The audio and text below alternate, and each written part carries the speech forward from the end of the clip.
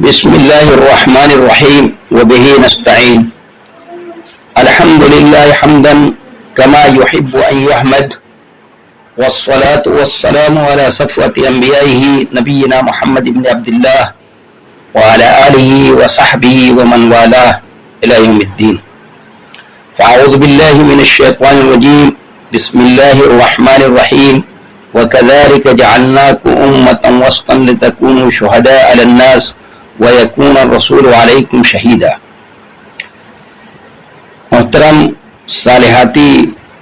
خواتین، بروقت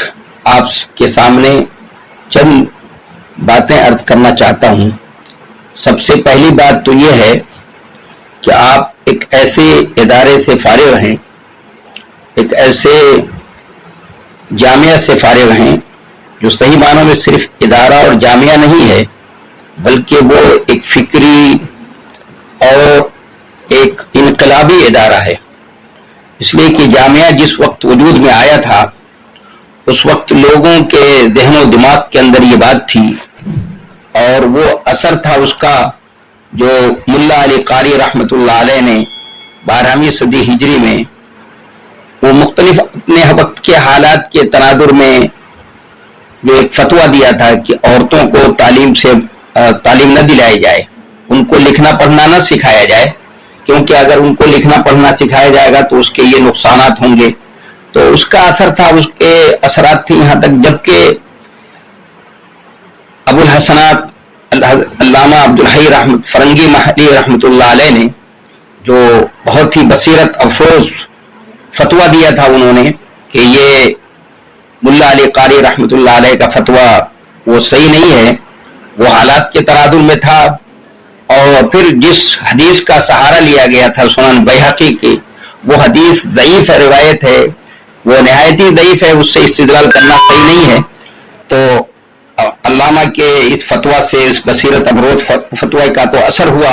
لیکن پھر بھی امت کے کچھ لوگوں کے اندر یہ باتیں تھیں، ذہن و دماغ کے اندر یہ بات تھی. جیسا کہ مولانا اشرف علی تھانوی رحمۃ اللہ علیہ کی بات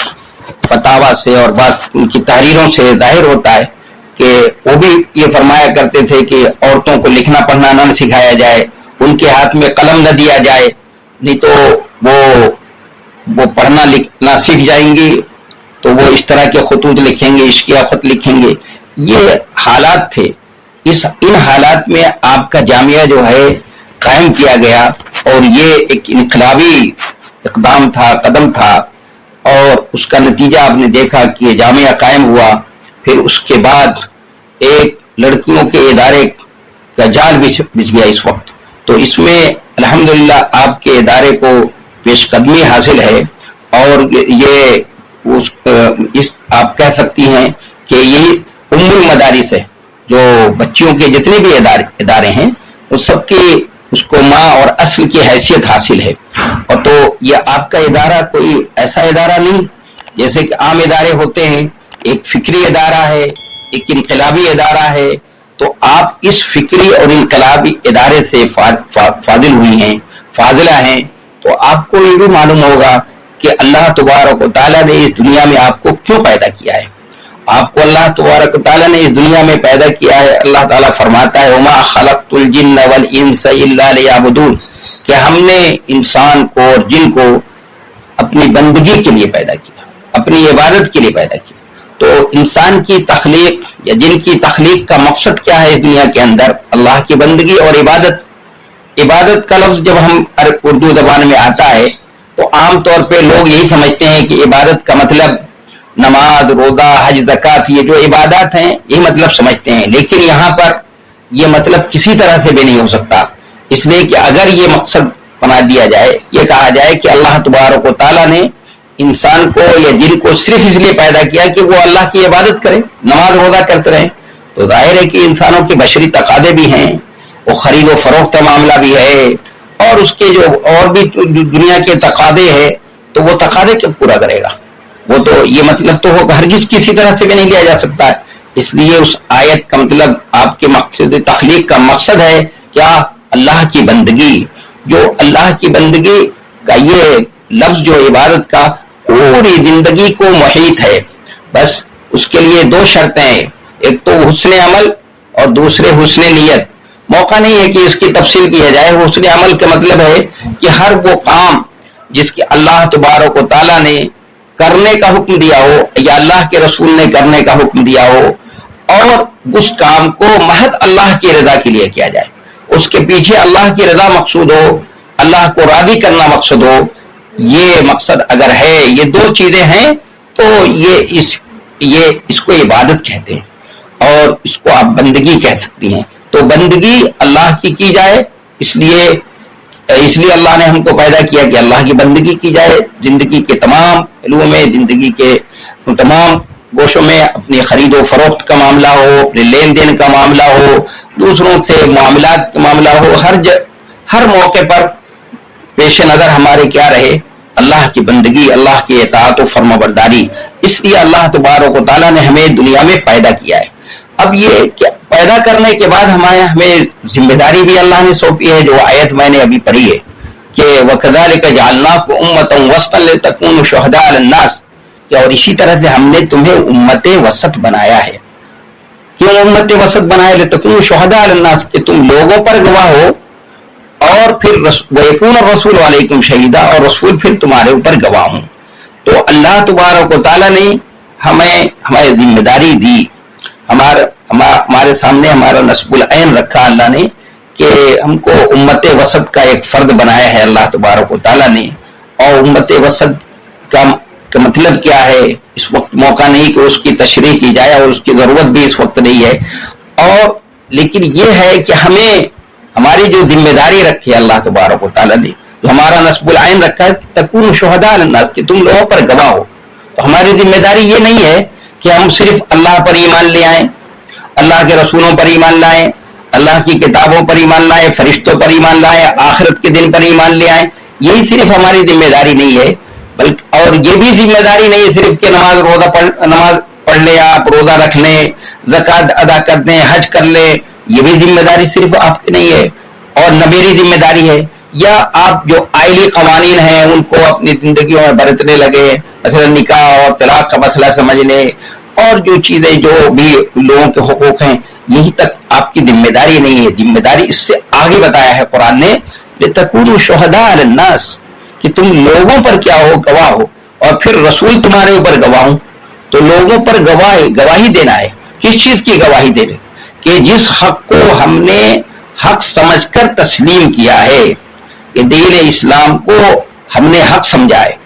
और दलाइल के साथ समझा है हमने कि वही दीन बर हक है, वही जिंदगी गुजारने का वाहिद तरीका है। उसके अलावा जितने भी तरीके, जितने भी मनाहिज बयान किए गए हैं जिंदगी गुजारने के लिए, लोग मदाहिब बयान करते हैं, जितने भी इस्म है, वो सब के सब क्या है, गलत है। अगर कोई तरीका जिंदगी है, जिंदगी गुजारने का कोई नहज, कोई तरीका अगर अल्लाह के नजदीक काबिल कबूल है, तो वो इस्लाम है। और ये जो इस वक्त समझिए कि जैसे तूफान नूह के अंदर कश्ती नूह, उसकी इस्लाम की हैसियत जो है, आज के तूफान में इस्लाम की हैसियत भी यही है कि कश्ती नूह की जो तूफान नूह में हैसियत थी, वही आज के दौर में इस्लाम की वही हैसियत हम समझते हैं, और यही हैसियत समझ करके हमने उसको कबूल भी किया है। हम यही समझते हैं कि इन्नद दीन इंदल्लाहिल इस्लाम, कि अल्लाह के नजदीक दीन क्या है, वो इस्लाम है। कुरान कहता है वमन यब्तगि गैरल इस्लामी दीनन फलन युक़बल मिन्हु, कि जो इस्लाम के अलावा किसी और दीन को इख्तियार करेगा तो उससे कबूल नहीं किया जाएगा। तो हमने दीन इस्लाम को इख्तियार किया है, दलाइल के साथ उसको समझा है, पढ़ा है, और उसको हक समझ करके उसको कबूल किया। हक कहते हैं उसी को कि जो दलाइल से साबित हो, मुबरहन हो वो, और उसकी हक्कानियत बिल्कुल क्या हो, वाज़ेह हो।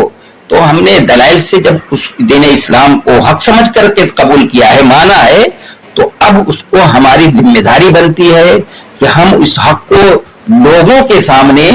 उसको लोगों के सामने भी पेश करें, उसके लोगों के सामने उसको इस अंदाज से पेश करें कि वो लोगों के ऊपर हुज्जत कायम हो जाए, इत्माम हुज्जत हो जाए, कि कल क़यामत के दिन ये ना कहें कि भाई अल्लाह हम तक तो हक पहुंचे ही नहीं था, हम आपके बंदों ने हम तक हक नहीं पहुंचाया, तो हम कैसे हक को समझ सकते थे? तो हक, जिस हक को हमने कबूल किया है हक समझकर, और ये समझते हैं हम कि यही सही है, यही जिंदगी गुजारने का नया बेहतरीन तरीका है, उसके अलावा कोई तरीका नहीं है, तो अभी जरूरत इसकी है कि दुनिया के लोगों तक हम पहुंचाएं। जो अपने भाई हैं, अपने मुसलमान भाई हैं, तो उनके इस्लाह की कोशिश करें, और बिरादरान वतन तक, और जो खवातीन हैं, गैर मुस्लिम खवातीन हैं, उन तक इस हक को पहुंचाने की जिम्मेदारी हमारी बनती है। और इस तरह से पहुंचाने की जिम्मेदारी हमारी बनती है कि वो बाकायदा इत्माम हुज्जत हो जाए, कि कल क़यामत के दिन वो ये ना कह सके अल्लाह से, अल्लाह हमारे तक, हम तक तो हक नहीं पहुंचा था। तो अब पहुंचाने का तरीका क्या होगा?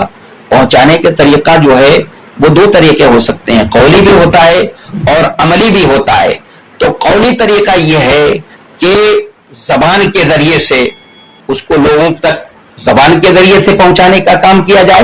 यानी जिस हक को हमने हक समझ के तस्लीम किया है उसको अपनी जबान से, अपने कलम से, अपनी तहरीरों के जरिए से, और जो भी जराए वसाइल हो सकते हैं, जो आज मीडिया का दौर है, उसके जरिए से लोगों तक इसको, उन बिरादरान वतन तक उसको पहुंचाने की हम कोशिश करें। और दूसरा काम यह है कि उसको अमल के जरिए से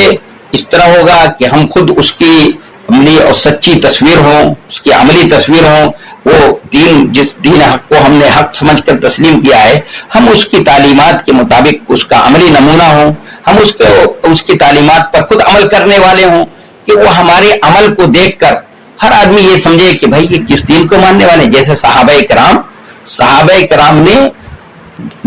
वो शहादत हक की जो जिम्मेदारी अदा की, तो कौल से पहले, ज़बान से पहले और कलम से पहले उन्होंने अपने अमल से पहले इस गवाही को पेश करने की कोशिश की है। सहाबे कराम जो है अपने उस दीन इस्लाम का अमली नमूना थे, सच्ची तस्वीर थे, उस तरह से दीन इस्लाम को उन्होंने पेश किया है। जैसे उनको हर देखने वाला ये समझता था ये तो उसकी अपने जिस दीन को मानते हैं ये उसकी सच्ची तस्वीर है, इसलिए फौरन ही वो पूछते थे कि भाई कौन से दीन को मानते हैं आप, किस दीन के मानने वाले हैं? वो तो दीन निहायत ही अच्छा मालूम होता है, बेहतर दीन मालूम होता है, कौन सा दीन है वो, उस दीन को हमें समझाइए, बताइए। तो अपने हम कौल के साथ उसकी गवाही देने के साथ साथ अमल से भी गवाही देने की कोशिश करें, और कौल के मुकाबले में ये अमल की गवाही जो होती है वो ज्यादा मुअस्सिर होती है। इसको और तफसील से भी बयान किया जा सकता है, लेकिन मौका नहीं है, तो जरूरत इसकी है कि हम इन दो तरीके से, यानी अपने कौल के जरिए से, और कौल के अंदर ये सब चीजें आ जाती हैं, और फिर अमल के जरिए से, और ज्यादा बेहतर ये है कि कौल से पहले अमल से देने की कोशिश करें। लेकिन अगर आप नजर डालेंगे, आप इस वक्त दुनिया के जो हालात हैं, तो हम दोनों पहलुओं से, अगर कौल के एतबार से देखेंगे तो बहुत कम लोग ऐसे हैं, बहुत ही चुनिंदा हो सकते हैं कि जो सही मानों में अपने जबान से, अपने कलम से, या जो मीडिया के जराए वसाइल हैं उसके जरिए से इस्लाम की सच्ची गवाही पेश कर रहे हों और सच्ची नुमाइंदगी कर रहे हों। और जहां तक इसकी बात है, आप ये कौली बात अमली बात है, तो अगर इस हैसियत से उम्मत मुस्लिमा का जायजा लेंगे अगर आप, तो हो सकता है आपको कुछ लोग इनफरादी तौर पर बहुत नेक और साले मिल जाएं जो इस्लामी तालीमात पर कारबंद हों, लेकिन इज्तिमाई हालत मुसलमानों की इस पहलू से भी बहुत ही क्या है, कमजोर है। इसलिए हमें अल्लाह तबारक व तआला ने इसका जिम्मेदार बनाया है, ये जिम्मेदारी हमारे ऊपर सौंपी है, तो सही जरूरत इसकी है कि हमें इसमें मुसलमानों की इस्लाह करने की कोशिश करें, ताकि हक को हम दूसरों तक, अपने बिरादराने वतन तक अपने अमल के जरिए से भी पहुंचा सकें, और फिर अपने जबान और कलम के जरिए से भी पहुंचा सकें। इसलिए कि अगर हमने ये हक जो हमारे पास है, अगर हमने इसको छुपाया और इसको दूसरों तक नहीं पहुंचाया, तो ये बहुत ही संगीन जुर्म है। अल्लाह तबारक व तआला फरमाता है, वमन अज़लम मिम्मन कतब शहादतन इंदहु मिनल्लाह, कि उससे बड़ा जालिम कौन हो सकता है जिसके पास अल्लाह की तरफ से गवाही हो, अल्लाह की तरफ से शहादत मौजूद हो, उससे बड़ा जालिम कौन हो सकता है, और छुपा रहा है, उससे बड़ा जालिम नहीं हो सकता है। और अल्लाह तबारक व तआला ने इसी को और आगे दूसरी आयत में, वैसी सूरह बकरा में اس کو اور کھول کر کے وہ وعدے فرمایا کہ ان الذين يكتمون ما انزلنا من البينات والهدى من بعد ما بيناه للناس في الكتاب اولئك يلعنهم الله ويلعنهم اللائنون الا الذين تابوا واصلحوا وبينوا فاولئك اتوب عليهم وانا التواب الرحيم. اس کے آگے کہ جو یہ فرمایا کہ بے شک جو لوگ ان الذين يكتمون ما انزلنا من البينات والهدى کہ جو بھی واضح نشانیاں جو ہدایت ہم نے نازل فرمائی اور اس کو لوگ چھپاتے ہیں، لوگوں کے سامنے اس کو بیان نہیں کرتے ہیں، تو قرآن کہتا ہے اولئک علیہم لعنۃ اللہ، ان کے اوپر اولئک یلعنہم اللہ ویلعنہم اللائنون کہ اس پر اللہ کی لعنت اور لعنت کرنے والوں کی لعنت. جو لوگ کتمانے یہ شہادت کا جرم کرتے ہیں، جو جرم کا ارتکاب کرتے ہیں، ان کے اوپر اللہ کی لعنت اور لعنت کرنے والوں کی لعنت. اور لعنت کرنے والے کون ہیں؟ تو آگے آیت میں اللہ تبارک و تعالیٰ نے اس کو کھولا ہے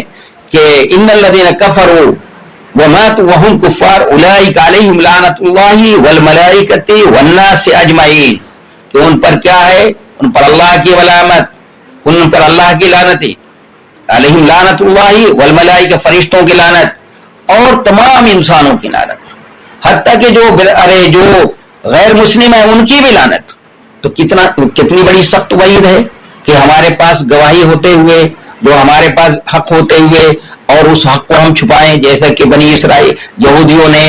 اور دوسرے لوگوں نے، دوسرے قوموں نے کیا ہے. کتمان حق کا ارتکاب کیا، کہ جرم کا ارتکاب کیا، تو اللہ تبارک و تعالیٰ نے ان کو بڑی سخت سزا دی.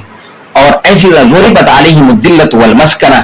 اللہ نے ذلت اور مسکنت ان کے سر مٹ دی. اور ہم نے بھی چونکہ ارتکاب کے اسی جرم کا ارتکاب کیا، تو آج ہم بھی کس کے اسی ذلت و مسکنت کے دور سے ہم لوگ بھی گزر رہے ہیں. تو اس لیے ضرورت اس کی ہے کہ ہم اس بات کی طرف جو ہے توجہ اپنی مبذول کریں، اور ہمارے ایک عالمہ اور فاضلہ ہونے کی حیثیت سے، عالمہ اور فاضلہ جو ہے اس کی حیثیت سماج کے اندر قلب کی ہے. جیسے انسان کے جسم میں قلب ہے، اس کی حیثیت کیا ہے؟ راجہ کی ہوتی ہے. تو نبی صلی اللہ علیہ وسلم نے فرمایا الا ان فی الجسد مضغہ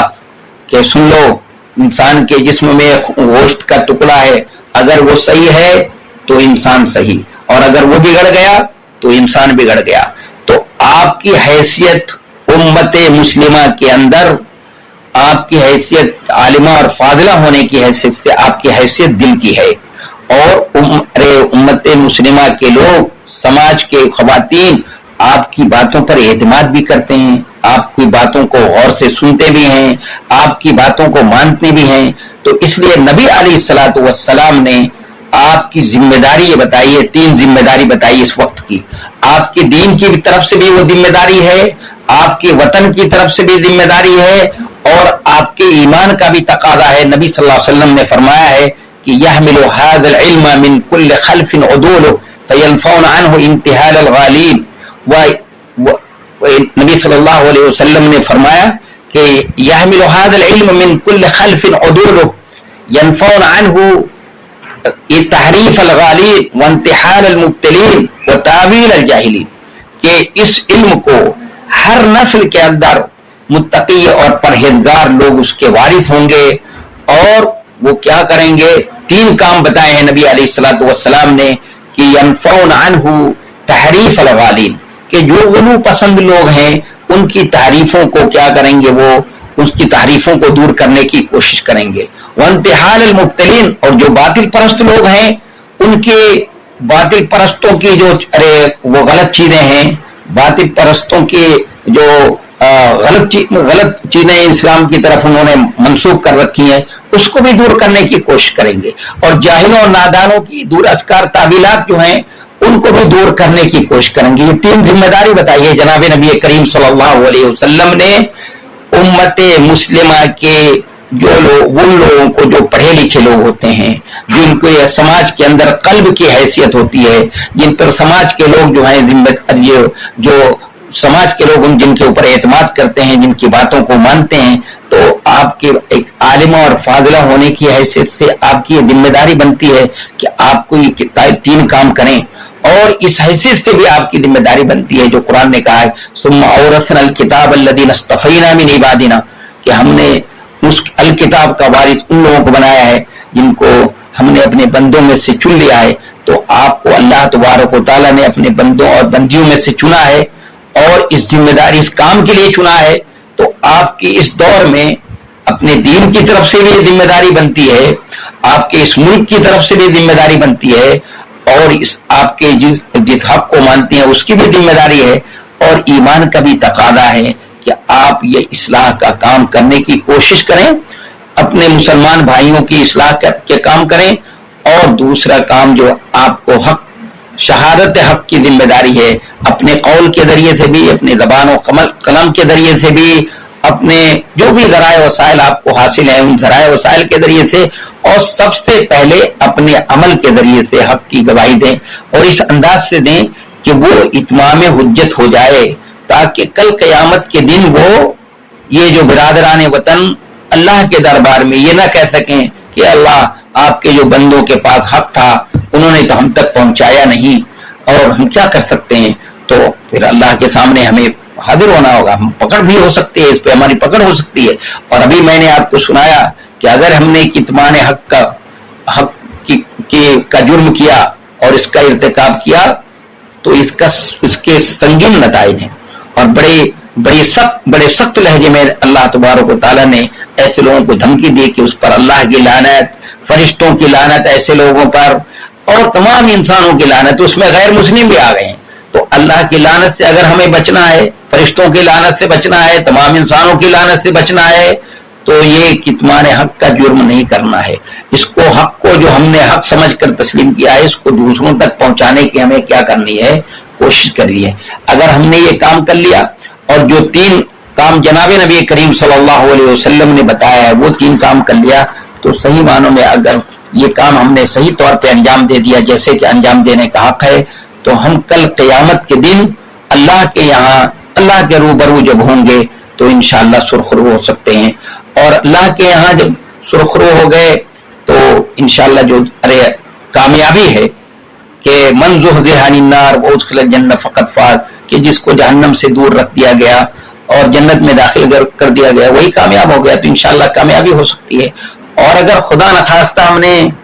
کتمان حق کا جرم کر لیا، ارتکاب کیا ہے اور اس میں کوتاہی برتی ہے، تو اللہ کے یہاں جب حاضر ہوں گے تو وہاں سوائے ذلت و رسوائی کے اور کچھ ہاتھ نہیں آئے گا۔ اس لیے ہمیں ابھی بھی موقع ہے کہ اب سے بھی ہم کیا ہو جائیں، متنبہ ہو جائیں، اور اپنی ذمہ داری کے بوجھ کو محسوس کریں، اور اس کو محسوس کرتے ہوئے وقت کی ضرورت سمجھتے ہوئے ہم آگے بڑھیں۔ جو کچھ ہم نے سیکھا ہے، جو ہمارے پاس ہے، اس کو دوسروں تک پہنچانے کی کیا کریں، کوشش کریں۔ وآخر دعوانا الحمدللہ رب العالمین۔